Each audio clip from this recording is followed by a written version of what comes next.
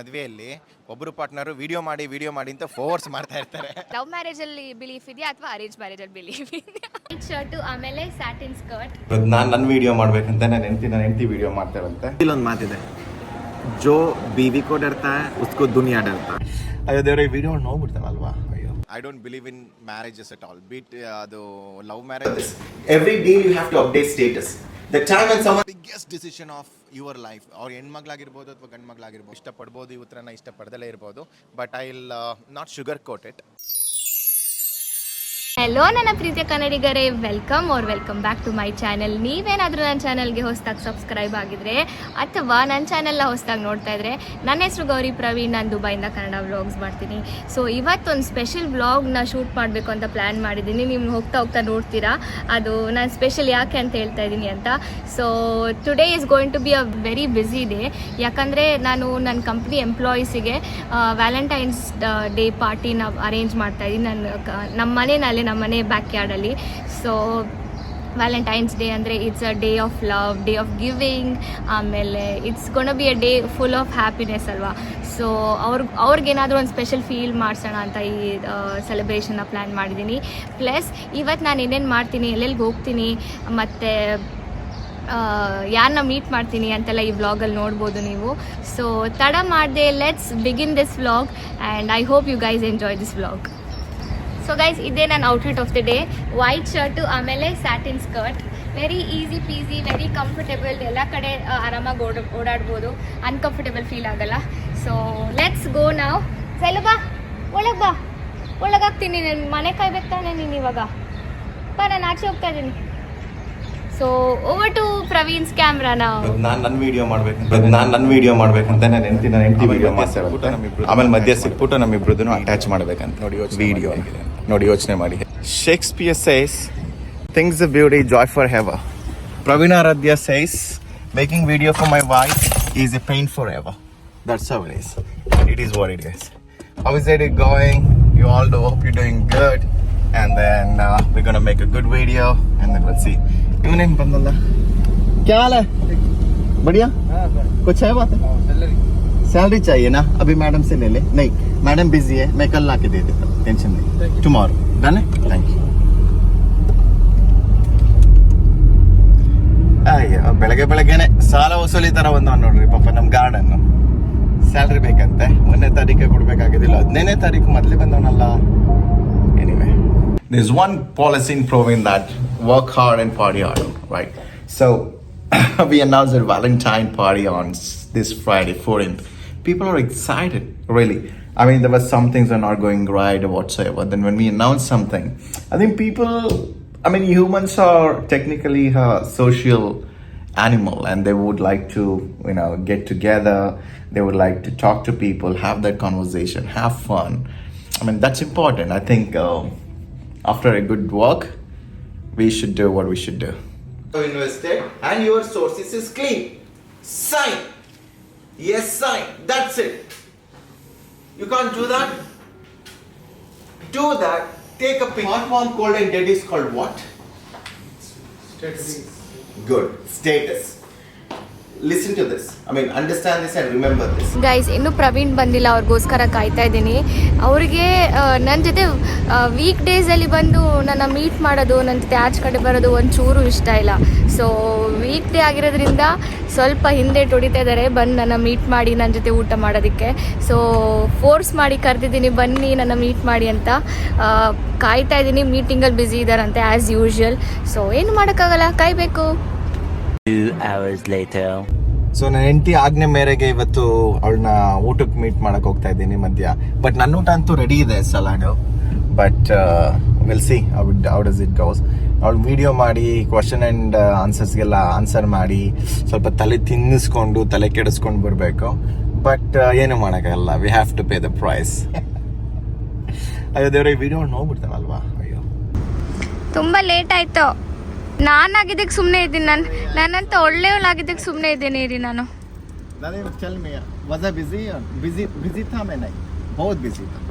Hi Praveen, thank you for coming. Time ಮಾಡಿಕೊಂಡು ಕಷ್ಟಪಟ್ಟು ಹೆಂಡತಿನ ಮೀಟ್ ಮಾಡಿ ಅವಳ ಜೊತೆ ಊಟ ಮಾಡೋಕ್ಕೆ ಬಂದಿದ್ದೀರಲ್ಲ, ಥ್ಯಾಂಕ್ ಯು ಸೋ ಮಚ್ ರೀ.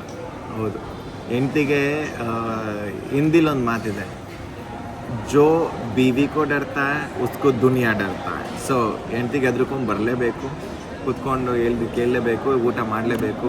ವಾ ಥ್ಯಾಂಕ್ ಯು ಸೋ ಮಚ್. ಏನು ಆರ್ಡರ್ ಮಾಡ್ತೀರಾ ಇಲ್ಲಿ? ನೀವೇನು ಆರ್ಡರ್ ಮಾಡ್ತೀರೋ ಅದನ್ನು ತಿನ್ನೋದು ನಾವು ಇವಾಗ. ಓಕೆ, ಇವಾಗ ಆರ್ಡರ್ ಮಾಡ್ಕೊಂಡು ತಿನ್ನೋಣ ಏನಾದರೂ. ಚೀಸ್ ಬಂಗಾರು.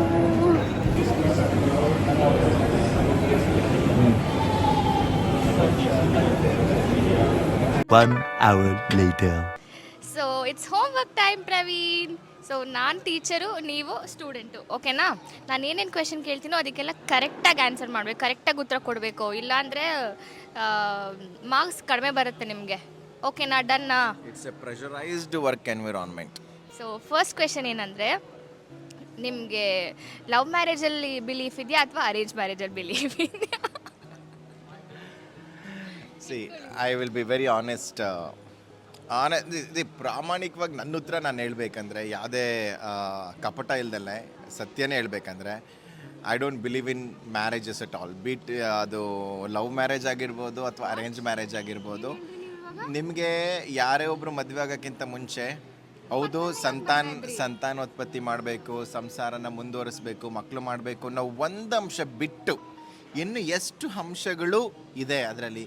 ಲೆಟ್ಸ್ ಅದು ಒಂದು ಅಂದ್ಕೊಳ್ಳೋಣ, ಓಕೆ ಮಕ್ಕಳನ್ನ ಮಾಡಬೇಕು, ವಂಶಾಭಿವೃದ್ಧಿ ಮಾಡಬೇಕು ಅನ್ನೋದು ಒಂದು ಬಿಟ್ಟು, ಅದು ಫಸ್ಟ್ ಅಂಶ. ಅದನ್ನು ಬಿಟ್ಟು ಕೆಳಗಡೆ 2, 3, 4, 5, 6, 7, 8, 9, 10, 11, 12 ಈ ಥರ ಎಷ್ಟು ಅಂಶಗಳನ್ನ ನೀವು ಬರೆಯೋಕ್ಕಾಗುತ್ತೋ ಅಷ್ಟನ್ನು ಬರೀರಿ. ಆ ಅಂಶಗಳನ್ನೆಲ್ಲ ನೀವು ಒಂದೊಂದು ಮತ್ತೆ ಪದೇ ಪದೇ ಓದಿ, ಅದನ್ನೆಲ್ಲ ಓದಿ ಹೌದು ಆಗಲೇಬೇಕು ನಾವು ಅಂದಾಗ ಮಾತ್ರ ಅದು ಹಾಕಿ. ಮ್ಯಾರೇಜ್ ಇವತ್ತಿನ ಕಾಲದಲ್ಲಿ ವೆಡ್ಡಿಂಗ್ ಆಗಿಬಿಟ್ಟಿದೆ. ಅದು ಅದ್ದೂರಿಯಾಗಿ ಮಾಡ್ತಕ್ಕಂಥದ್ದು ಅದೊಂದು ಸಮಾರಂಭ ಅಲ್ಲ, ಅದೊಂದು ಹೌದು. ಆ್ಯಂಡ್ ಈಗ ಒಂದು ಇನ್ಸ್ಟಿಟ್ಯೂಷನ್ ಆಫ್ ಸೊಸೈಟಿ, ನಮ್ಮ ಸಮಾಜ ಮತ್ತು ಸಮುದಾಯಗಳಲ್ಲಿ ಮದುವೆ ಆಗಿಲ್ಲ ಅಂದರೆ ಒಬ್ಬನ ಕೀಳಾಗಿ ನೋಡೋದು, ಅಥವಾ ಮದುವೆ ಆದ ತಕ್ಷಣ ಏನೋ ಒಂದು ಮಾಡಲೇಬೇಕು ಅವರು ಅಂತ ಎಕ್ಸ್ಪೆಕ್ಟ್ ಮಾಡೋದು, ಅದೊಂಥರ ಇಟ್ಸ್ ಪ್ರೆಷರೈಸ್ಡ್ ಏನೋ, ಜಾಸ್ತಿ ದುಡ್ಡು ಖರ್ಚು ಮಾಡ್ತಾರೆ, ಇವರು ಎಷ್ಟು ಜಾಸ್ತಿ ದುಡ್ಡು ಖರ್ಚು ಮಾಡ್ತಾರೆ ವೆಡ್ಡಿಂಗ್ ಅನ್ನೋದೇ ಆಗ್ಬಿಟ್ಟಿದೆ. ಅದು ತಪ್ಪು. ಆಮೇಲೆ ಯಾವುದೋ ಒಂದು ಹುಡುಗ ಹುಡುಗಿಗೊಂದು ಸಣ್ಣ ಪ್ರೀತಿ ಆದ ತಕ್ಷಣನೇ ಅಥವಾ ಇನ್ಫ್ಯಾಕ್ಚುಯೇಷನ್ ಆದ ತಕ್ಷಣನೇ ಅದು end goal of that love is not marriage. Marriage is just a beginning of that love. ಆ ಥರ ಅಂದ್ಕೊಂಡು ಅಥವಾ ಇದ್ರ ಬಗ್ಗೆ ತುಂಬ ಮಾತಾಡ್ಬೋದು. ಇದು ತುಂಬ ಸೂಕ್ಷ್ಮವಾಗಿರೋ ವಿಷಯ. ನಾನು ಈ ವಿಷಯನ ನೀನು ಕೇಳಿರೋದೇ ಒಂದು, ನಾನು ಎಕ್ಸ್ಪೆಕ್ಟೇ ಮಾಡಿಲ್ಲ ಈ ಕ್ವಶನ್ಸ್ ಬರುತ್ತೆ ಅಂತ. ಬಟ್ ಎನಿವೇ, ಹಾಂ, ಐ ಥಿಂಕ್ ಇದು ಅಂದರೆ ಒಂದು ಮನುಷ್ಯನ ಜೀವನನ ಮೇಕ್ ಆರ್ ಬ್ರೇಕ್ ಮಾಡೋವಂಥ ಒಂದು ಸಂಗತಿ. It's a biggest decision of your life. ಅವ್ರು ಹೆಣ್ಮಗಳಾಗಿರ್ಬೋದು ಅಥವಾ ಗಂಡು ಮಗಳಾಗಿರ್ಬೋದು, ಮದುವೆ ಅನ್ನತಕ್ಕಂಥದ್ದೊಂದು ಬಹು ಮುಖ್ಯ, ಅದಕ್ಕಿಂತ ಮುಖ್ಯವಾದ ಡಿಸಿಷನ್ ನಿಮ್ಮ ಲೈಫಲ್ಲಿ ಇಲ್ಲವೇ ಇಲ್ಲ. Rest of 50% of your life ನಿಮಗೆ ಚೆನ್ನಾಗಿರಬೇಕು ಅಥವಾ ಚೆನ್ನಾಗಿರಬಾರ್ದು ಅಥವಾ ಕಷ್ಟಪಡಬೇಕು ಅಥವಾ ಅಭಿವೃದ್ಧಿ ಆಗಬೇಕು, ಏನೇ ಆಗಿದ್ರೂ ಆ ನಿರ್ಧಾರ ನಿಮಗೆ ತುಂಬ ತುಂಬ ಅತಿ ಮುಖ್ಯವಾಗಂತಂತೂ ಹೇಳಕ್ಕೆ ಇಷ್ಟಪಡ್ತೀನಿ. ನನ್ನನ್ನು ನೀವು ಕೇಳೋದಾದರೆ ಲವ್ ಮ್ಯಾರೇಜಾ ಅರೇಂಜ್ ಮ್ಯಾರೇಜಾ, I will say no marriage. ನಿಮಗೆ ಯೋಗ್ಯತೆ ಇರಬೇಕು. I will say no marriage. ಮದುವೆ ಆಗೋಕ್ಕೆ ಬರೀ ಗಂಡಸಾಗಿದ್ದೀನಿ ಅಂತ ಮದುವೆ ಆಗೋದಲ್ಲ, ಅಥವಾ ಒಂದು ನಾನು ಹೆಣ್ತನ ಇದೆ ಅಂತ ಮದುವೆ ಆಗೋದಲ್ಲ. ಮದುವೆ ಆಗೋಕ್ಕೆ ಒಂದು ಯೋಗ್ಯತೆ ಬೇಕು, ಒಂದು ಸ್ಥಾನಮಾನ ಬೇಕು, ಒಂದೊಂದು ಸಾಕಿಸ್ಕೊಂಡು ಹೋಗುವ ಅದು ಬೇಕು ಇವತ್ತಿನ ಸಮಾಜಕ್ಕೆ. ಮೊದಲೆಲ್ಲ ಏನೋ ಬಾಲ್ಯ ವಿವಾಹ ಮಾಡ್ತಾಯಿದ್ರು, ಏನೋ ಒಂದು ಮದುವೆ ಆಗಬೇಕನ್ನೋದೊಂದು ಸಂಪ್ರದಾಯ ಆಗಿತ್ತು. ಆದರೆ ಇವತ್ತಿನ ಮುಂದುವರೆದ ಕಾಲದಲ್ಲಿ ಮದುವೆ ಅಂತಕ್ಕಂಥದ್ದು ತುಂಬ ಅದರ ರೂಪುರೇಷೆನ ಬದಲಾವಣೆ ಆಗಿರೋದ್ರಿಂದ ನಾವೆಲ್ಲರೂ ಆಧುನಿಕತೆಯಲ್ಲಿ ಸಮಾಜದಲ್ಲಿ ಅದನ್ನ ಸ್ವಲ್ಪ ಆಲೋಚಿಸಿ, ನಾನು ಫಸ್ಟ್ ಹೇಳಿದ್ನಲ್ಲ ಯಾವ ಥರ ಆಲೋಚಿಸ್ಬೇಕಂದ್ರೆ, ಫಸ್ಟ್ ಪಾಯಿಂಟ್ ಸಂತಾನೋತ್ಪತ್ತಿ, ಮಕ್ಕಳು ಮಾಡಬೇಕು, ವಂಶವೃದ್ಧಿ ಮಾಡಬೇಕು ಅನ್ನೋದು ಅಲ್ಲದಲೇ ಎಷ್ಟು ಅಂಶಗಳು ಬರುತ್ತೆ ಅನ್ನೋದು ಬರ್ಕೊಳ್ಳಿ. ಅದನ್ನು ಬರ್ಕೊಂಡು ನಿಮಗೆ ಸರಿ ಅನಿಸಿದ್ರೆ ಖಂಡಿತ ನೀವು ಮದುವೆಗೆ ಮುಂದುವರಿರಿ. ಆದರೆ ಆ ಒಂದು ನೀವು ಅಂಶ ಬರಿಬೇಕಾದ್ರೆ ಅಪ್ಪ ಅಮ್ಮ ಫೋರ್ಸ್ ಮಾಡ್ತಿದ್ದಾರೆ, ಅಥವಾ ನನಗೆ ವಯಸ್ಸಾಗಿ ಹೋಗ್ಬಿಡ್ತಾ ಇದೆ, ಅಥವಾ ನಮ್ಮ ನೆಂಟರಿಷ್ಟು ನನ್ನ ಕೆಟ್ಟದಾಗ ಕಾಣ್ತಾ ಇದ್ದಾರೆ, ಮದುವೆನೇ ಆಗಿಲ್ಲ, ಏನಿವ್ ನಿಂಗಿದ್ದಾನೆ ಅಂತ ಅನ್ನೋದಾಗಲಿ, ಅಥವಾ ಈ ಥರ ಅಂಶಗಳಿಗೆ ತಲೆಗೆಡಿಸ್ಕೋಬೇಡಿ. ನಿಮ್ಮ ಮನಸ್ಸಿಗೆ, ನಿಮ್ಮ ಹೃದಯಕ್ಕೆ, ನಿಮ್ಮ ಜೀವನಕ್ಕೆ ಬೇಕು ಒಂದು ಸಂಗಾತಿ ಅಂದರೆ ಖಂಡಿತ ಮಾಡ್ಕೊಳ್ಳಿ. ಒಂದ್ಸಲ ಇಟ್ಸ್ ಅ ಕಮಿಟ್ಮೆಂಟ್ ಫಾರ್ ಒಂದ್ಸಲ ನೀವು ಅದಾದ್ಮೇಲೆ there is no it's a irrevocable process. You have to live with this. So ಅಷ್ಟೇ. ನನಗೇನನ್ಸುತ್ತೆ ಗೊತ್ತಾ, ಅರೇಂಜ್ ಮ್ಯಾರೇಜೇ ಬೆಸ್ಟ್ ಅಂತ ಅನಿಸುತ್ತೆ. ನನಗೆ ಗೊತ್ತಿಲ್ಲ, ಇದು ನನ್ನ ಕಾಮೆಂಟ್ ಸೆಕ್ಷನಲ್ಲಿ ನನಗೆ ಎಷ್ಟು ಜನ ಬೈತಾರೆ ಅಂತ. But I believe in arrange marriage. ಯಾಕಂದರೆ ಲವ್ ಮ್ಯಾರೇಜ್ ಅಂದರೆ ಲವ್ ಮಾಡೋಕ್ಕಿಂತ ಮುಂಚೆನೇ ಒಬ್ಬರ ಬಗ್ಗೆ ಎಲ್ಲದನ್ನೂ ತಿಳ್ಕೊಬಿಟ್ಟಿರ್ತೀರ. ಏನು ಹೊಸ್ದಾಗಿ ಏನು ತಿಳ್ಕೊಳಕ್ಕೆ ಏನೂ ಇರೋದಿಲ್ಲ. ಅರೇಂಜ್ ಮ್ಯಾರೇಜ್ ಆಗ್ಬಿಟ್ಟು ಅವನು ಏನೋ ಸರ್ಪ್ರೈಸ್ ಕೊಟ್ರೆ ನಿನಗೆ ಮದುವೆ ಆಗೋ ಗಂಡಿಗೆ ಅದೇ ಇಲ್ಲ ಅನ್ನಂಗೆ ಆಗ್ಬಿಟ್ರೆ ಏನು ಮಾಡ್ತೀವಿ? ಇದು ತುಂಬ ವಿಚಿತ್ರವಾದ ಥಾಟು.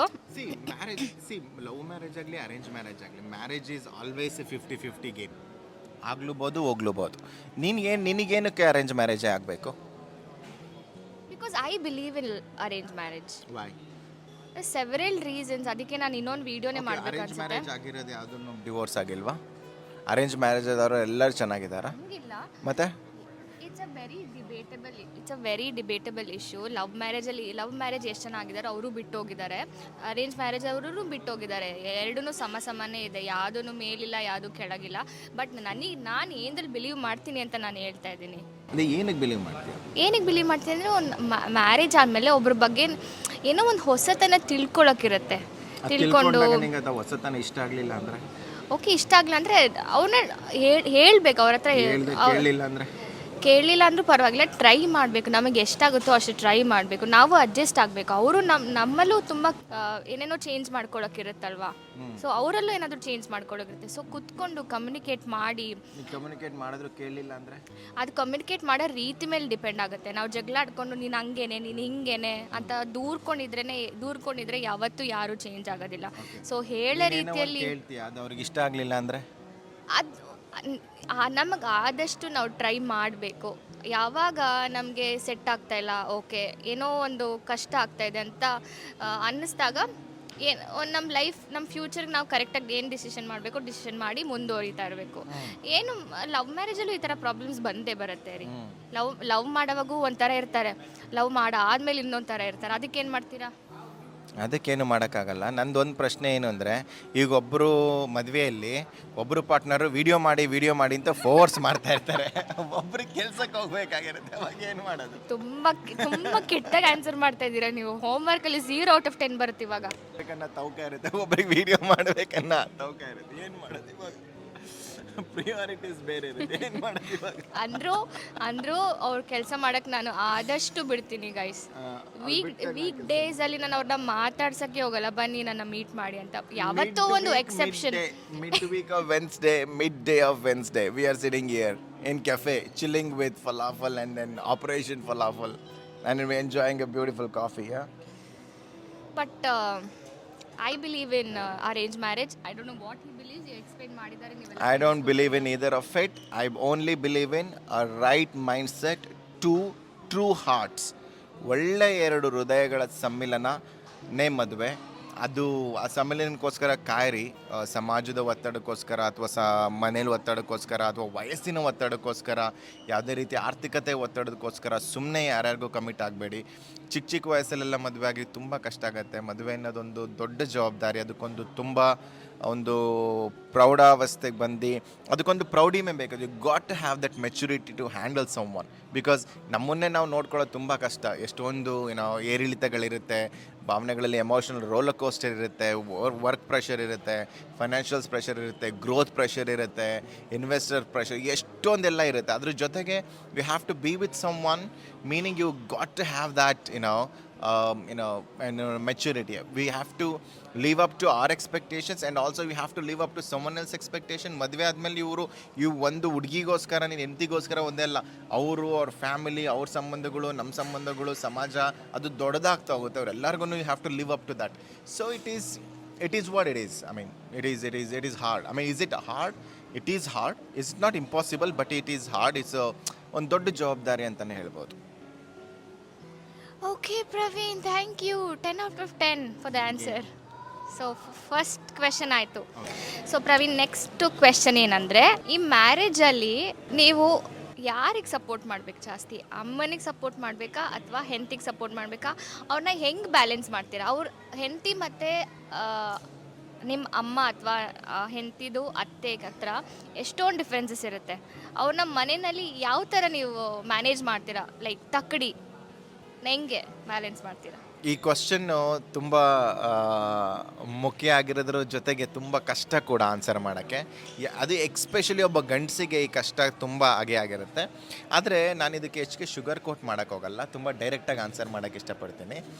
ಪಾಯಿಂಟ್ ನಂಬರ್ ಒಂದು ಮದುವೆ ಆದ ತಕ್ಷಣ ಒಂದು ಗಂಡ ಹೆಣ್ಣಿಗೆ ಅವ್ರನ್ನವ್ರು ಅರ್ಥ ಮಾಡ್ಕೊಳ್ಳೋದಕ್ಕೆ ಸ್ವಲ್ಪ ಸಮಯ ಬೇಕಾಗುತ್ತೆ, ಸ್ವಲ್ಪ ಜಾಸ್ತಿನೇ ಬೇಕಾಗುತ್ತೆ. 3 ತಿಂಗಳಾಗ್ಬೋದು, 6 ತಿಂಗಳಾಗ್ಬೋದು, 1 ವರ್ಷ ಆಗ್ಬೋದು. ಅವರು ಬೇಡಿಕೆಗಳೇನು, ಅವ್ರ ಆಸೆಗಳೇನು, ಅವರ ಪ್ರಿಯಾರಿಟೀಸ್ಗಳೇನು, ಅವ್ರಿಗೆ ಏನು ಇರಿಟೇಟ್ ಆಗುತ್ತೆ, ಏನು ಇರಿಟೇಟ್ ಆಗಲ್ಲ, ಹೆಂಗಾಗುತ್ತೆ, ಇದಕ್ಕೇನೆ ಸ್ವಲ್ಪ ಸಮಯ ಬೇಕಾಗತ್ತೆ. ಇದ್ರ ನಡುವೆ ಯಾರಾದ್ರೂ ಅಪ್ಪ ಅಮ್ಮ ಆಗಲಿ, ಅಣ್ಣ ತಮ್ಮ ಆಗಲಿ, ನೆಂಟರಿಷ್ಟರಾಗಲಿ, ಬಂಧು ಬಳಗಾಗಲಿ, ಅಜ್ಜಿ ಅಮ್ಮ ಆಗಲಿ, ಯಾರೇ ಆದ್ರೂ ಅವರಿಬ್ಬರ ಮಧ್ಯೆ ಹೋಗಿ ಮಾತಾಡ್ತು ಅಂತಂದರೆ ಫಸ್ಟ್ ಆಫ್ ಆಲ್ ಅವರಿಬ್ಬರು ಅರ್ಥಕೊಂಡಿರಲ್ಲ. ಹೆಚ್ಚಿನ ವಿಷಯಗಳಲ್ಲಿ ಹೀಗಾಗತ್ತೆ. ಮತ್ತು ಅವ್ರನ್ನ ಇನ್ನೊಬ್ಬರು ಮೂರನೇವರು ಸಜೆಷನ್ಸ್ ಕೊಟ್ಟಾಗ ಅಥವಾ ಮೂರನೇವರಿಗೆ ಓಲೈಸಿಗೋಸ್ಕರನೋ ಅವ್ರನ್ನ ತೃಪ್ತಿಪಡಿಸ್ಕೊಳ್ಳೋಕ್ಕೋಸ್ಕರನೋ ಮಾತಾಡಿದಾಗ ಈ ಥರ ಒಂದು ಸ್ವಲ್ಪ ಗ್ರೀವಿಯನ್ಸಸ್ ಆಗೋದು ಸಹಜ ಆಗುತ್ತೆ. ಇದು ಮದುವೆ ಅಂತಲ್ಲ, ಯಾವುದೇ ಒಂದು ವಿಚಾರಕ್ಕೂ ಅನ್ವಯ ಆಗುತ್ತೆ. ಪಾಯಿಂಟ್ ನಂಬರ್ 2, ಒಬ್ಬ ಗಂಡಸಿಗೆ ಯಾವಾಗ ಈ ಥರ ಮನೆಯಲ್ಲಿ ಜಗಳಗಳಾಗತ್ತೆ, ಇದು ನಾನು ವೈಯಕ್ತಿಕವಾಗಿ ಹೇಳ್ತೀರಾ ಅಂತ ಉತ್ತರ. ಇದರಲ್ಲಿ ಯಾವುದೇ ರೀತಿ ನಾನೇನಾದರೂ ಇದನ್ನ ಹೇಳೋಕ್ಕೋಸಿ ತಪ್ಪಾಗಿ ನಾನೇನಾದರೂ ಕಮ್ಯುನಿಕೇಷನ್ ಮಾಡಿದ್ರೆ ಕ್ಷಮೆ ಇರಲಿ. ಯಾವೊಬ್ಬ ಹುಡುಗನಿಗೆ ಸರಿಯಾದ ಯೋಗ್ಯತೆ ಇರುತ್ತೆ, ಯಾವುದೋ ಒಬ್ಬ ಹುಡುಗನಿಗೆ ಅವನಿಗೆ ಒಂದು ಗ್ರೋತ್ ಮೈಂಡ್ ಸೆಟ್ ಇರುತ್ತೆ, ಯಾವುದೇ ಒಬ್ಬ ಹುಡುಗ ತುಂಬ ಶಿಸ್ತಿನಿಂದ ಇರ್ತಾನೆ, ಯಾವುದೇ ಒಬ್ಬ ಹುಡುಗ ತುಂಬ ಮರ್ಯಾದೆಯಿಂದ ಪ್ರೌಢಿಮೆ ಆಗಿರ್ತಾನಲ್ಲ, ಅವನ ತಾಯಿ ಆಗಿರ್ಬೋದು, ಅವನ ಹೆಂಡತಿ ಆಗಿರ್ಬೋದು, ಖಂಡಿತ ಅವನಿಗೆ ಬೆಲೆ ಕೊಟ್ಟೇ ಕೊಡ್ತಾರೆ. ಅವರಿಬ್ಬರಲ್ಲಿ ಏನೇನು ಡಿಫ್ರೆನ್ಸ್ ಆಫ್ ಒಪಿನಿಯನ್ ಬರೋದು ಸಹಜ. ಆದರೆ ಯಾವಾಗ ಒಬ್ಬ ಮನೆಯಲ್ಲಿ ಒಬ್ಬ ಗಂಡಸು ಸ್ಟ್ರಾಂಗ್ ಆಗಿರ್ತಾನಲ್ಲ, ಆವಾಗ ಇದೆಲ್ಲದನ್ನು ಸಾಧಾರಣವಾಗಿ ಮುಚ್ಚೋಗ್ತಕ್ಕಂಥ ವಿಷಯ. ಯಾವಾಗ ಒಬ್ಬ ಮನೆಯಲ್ಲಿ ಗಂಡಸು ವೀಕ್ ಆಗಿ ಇರ್ತಾನಲ್ಲ, ವೀಕ್ ಅಂದರೆ ಯಾರೊಬ್ರು ಹೇಳೋದನ್ನು ಕೇಳಿಸ್ಕೊಳ್ಳೋದು ಅಥವಾ ಇವ್ರ ಕಡೆ ಏನು ಹೇಳ್ತಾರೆ ಅದನ್ನು ಕೇಳಿಸ್ಕೊಳ್ಳೋದು ಅನ್ನೋ ವೀಕ್ನೆಸ್ಸಿಗೋಸ್ಕರ ಯಾವುದೇ ಒಂದು ಮನೇಲೆ ನೋಡಿ, ನಾನೊಬ್ಬ ಗಂಡಸಾಗಿ ಹೇಳ್ತಾ ಇದ್ದೀನಿ, ಒಂದು ಮನೇಲೊಂದು ಅನ್ನೆಸೆಸರಿ ಜಗಳ ಈ ಥರ ಎಲ್ಲ ಆಗ್ತಾಯಿದೆ ಅಂದರೆ ಅದು ಹೆಚ್ಚಿನದಾಗಿ ಒಂದು ಆ ಮನೆಯ ಮುಖ್ಯಸ್ಥಂದು ಅಥವಾ ಆ ಒಂದು ಗಂಡಸಿನ ವೀಕ್ನೆಸ್ ಆಗಿರುತ್ತೆ. ಯಾವಾಗ ಅವನು ಸ್ಟ್ಯಾಂಡ್ ಸ್ಟಿಲ್ ಆಗಿರ್ತಾನೆ, ಯಾವಾಗ ಅವನಿಗೆ ಲೈನ್ಸ್ನ ಡ್ರಾ ಮಾಡೋ ಒಂದು ಕೆಪಾಸಿಟಿ ಇರುತ್ತೆ, ಯೋಗ್ಯತೆ ಇರುತ್ತೆ. ನಾನು ಹಣ ಅಂತಲೇ ಒಂದೇ ಹೇಳ್ತಾ ಇಲ್ಲ, ಜವಾಬ್ದಾರಿ ಆಗಿರ್ಬೋದು, ಅಥವಾ ಮನೇನ ನೋಡ್ಕೊಳ್ಳೋ ರೀತಿ ಆಗಿರ್ಬೋದು, ಅಥವಾ ನಾವು ಮನೆಗೆ ಮಾಡ್ತಕ್ಕಂಥ ಕಾಂಟ್ರಿಬ್ಯೂಷನ್ಸ್ ಆಗಿರ್ಬೋದು, ನಾವೊಂದು ಗುರಿನ ಸೆಟ್ಪಡಿಸಿ ಬೆಳಗ್ಗೆ ಎದ್ದು ಹೋಗ್ತಕ್ಕಂಥ ಒಂದು ಜವಾಬ್ದಾರಿ ಆಗಿರ್ಬೋದು, ದಟ್ ಜವಾಬ್ದಾರಿ, ದಟ್ ಪರ್ಸನಾಲಿಟಿ, ಒಂದು ವ್ಯಕ್ತಿತ್ವ, ಗಂಡಸಿನ ವ್ಯಕ್ತಿತ್ವ ಏನಿರುತ್ತಲ್ಲ, ಆ ವ್ಯಕ್ತಿತ್ವ ಈ ಥರ ಒಂದು ಜಗಳನ್ನ ಆಗಕ್ಕೆ ಬಿಡಲ್ಲ.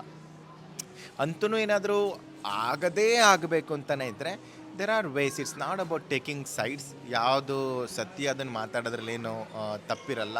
ಬಟ್ ಯಾರೂ ಈ ಥರ ಒಂದು ಸಂಭಾಷಣೆಗೋಸ್ಕರ ಸಂಸಾರನ ಹಾಳು ಮಾಡ್ಕೊಳ್ಳೋವಂಥ ನಿರ್ಧಾರ ತಗೊಳ್ಳೋದು ತಪ್ಪು, ಅಥವಾ ತಾಳ್ಮೆ ಗೆಟ್ಟು ಏನೋ ಮಾಡೋದು ತಪ್ಪು. ಆಮೇಲೆ ಇನ್ನೊಂದು ಹೆಚ್ಚಿನದಾಗಿ ಏನು ನನಗನ್ಸುತ್ತೆ ಅಂತಂದರೆ, ನಾವು ಈ ಆಧುನಿಕತೆ, ಈ ಮಾಡ್ರನ್ ಏರಾದಲ್ಲಿ ಯಾರೋ ಒಂದು ಗಂಡ ಹೆಂಡತಿದ್ರು ಜೊತೇಲಿ ಇರ್ತಾರಲ್ಲ, ಈಗ parents are from old school thoughts.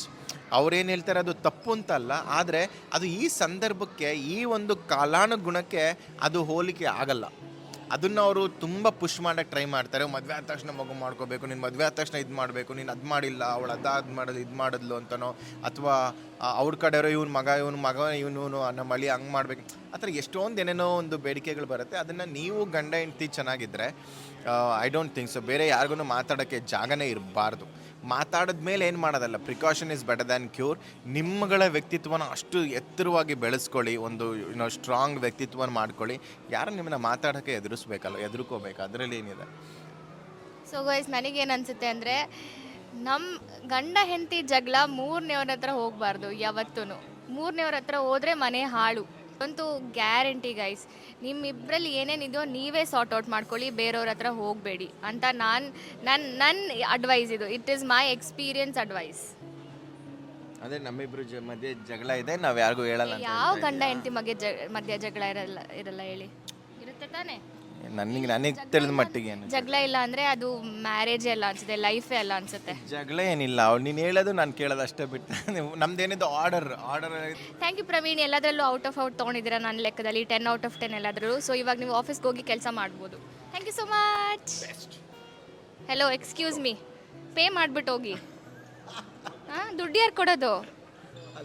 ನೀವೇ ತಾನೇ, ಕೊಟ್ಬಿಟ್ಟು ಹೋಗಿ ಅಲ್ಲಿ. ಬಾಯ್ ಬಾಯ್ ಪ್ರವೀಣ್. ಸೊ ಪ್ರವೀಣ್ ಇವಾಗ ಆಫೀಸಿಗೆ ಹೊರಟ್ರು. ಐ ನೋ ನಾನು ಕೇಳಿದ ಕ್ವೆಶನ್ಸ್ ಎಲ್ಲ ಇಟ್ಸ್ ಅ ವೆರಿ ಡಿಬೇಟಬಲ್ ಮತ್ತು ಕಾಂಟ್ರವರ್ಷಿಯಲ್ ಟಾಪಿಕ್ಸ್ ಅಂತ. It's just a personal opinion. ನಿಮಗೆಲ್ಲ ಏನು ಅನಿಸುತ್ತೆ ಅಂತ ಕಾಮೆಂಟ್ ಸೆಕ್ಷನಲ್ಲಿ ಕಾಮೆಂಟ್ ಮಾಡಿ. Let us build a very peaceful and com community. ಯಾರ ಹತ್ರನೂ ಜಗಳ ಆಡೋದು, ಆಮೇಲೆ ಮನಸ್ತಾಪ ಮಾಡ್ಕೊಳ್ಳೋದು ಎಲ್ಲ ಬಿಟ್ಬಿಡೋಣ. ಪ್ಲಸ್ ಎಲ್ಲರೂ ಕಾಮ್ ಆಗಿ ಮತ್ತೆ ಒಂದು ಹುಡ್ಕೊಂಡು ಜೀವನ ಮಾಡೋಣ ಅಂತ ನಾನು ಹೇಳಕ್ಕೆ ಇಷ್ಟಪಡ್ತೀನಿ. ಸೊ ಇವಾಗ ನಾನು ಇನ್ನೊಂದು ಟೇಲರ್ ಹತ್ರ ಹೋಗ್ತಾ ಇದ್ದೀನಿ. ನಾನು ಬಟ್ಟೆ ಹೊಲಿಸ್ಕೋಬೇಕು ಏನಕ್ಕೋ ಒಂದು ಇವೆಂಟಿಗೆ. ಸೊ ಅಲ್ಲಿಗೆ ಹೋಗಿ ಅದಾದಮೇಲೆ ನಾನು ನನ್ನ ಫ್ರೆಂಡ್ನ ಮೀಟ್ ಮಾಡಬೇಕು. ಅವಳನ್ನ ಮೀಟ್ ಮಾಡಿ ಆಮೇಲೆ ನನ್ನ ಡೇನ ಎಂಡ್ ಮಾಡ್ತೀನಿ. ಸೊ ಇದು ಸ್ಕರ್ಟು, ಆಮೇಲೆ ಇದು ಟಾಪಿಗೆ ಈ ಥರ ಸ್ಕರ್ಟ್. ನನ್ನ ಹತ್ರ ಈ ಥರ ಸ್ಕರ್ಟ್ ಇದೆ, ಅದೇ ಥರ ಹೊಲಿಯಕ್ಕೆ ಹೇಳಿದ್ದೀನಿ ಇವಾಗ. ನೋಡಿ, ಡ್ರೀಮ್ ಗರ್ಲ್ ಅಂತ ಒಂದು ಸ್ಟೋರು. ಇಲ್ಲಿ ಎಲ್ಲ ಥರ ಬಟ್ಟೆ ಹೊಲಿತಾರೆ, ಸಕ್ಕದಾಗಿ ಹೊಲಿತಾರೆ. ಫಸ್ಟ್ ಟೈಮ್ ನಾನು ಕೊಟ್ಟಿರೋದು. ನೋಡೋಣ ಹೆಂಗೆ ಹೊಲಿತಾರೆ ಅಂತ. ಇದು ಬರ್ಷ ಅಂತ ನೀವು ನೋಡ್ತಾ ಇದ್ದೀರಲ್ಲ ಮುಂದೆ, ಅದು ಮಾಲ್ ಆಫ್ ಎಮಿರೇಟ್ಸು, ದುಬೈದು one of the nicest malls.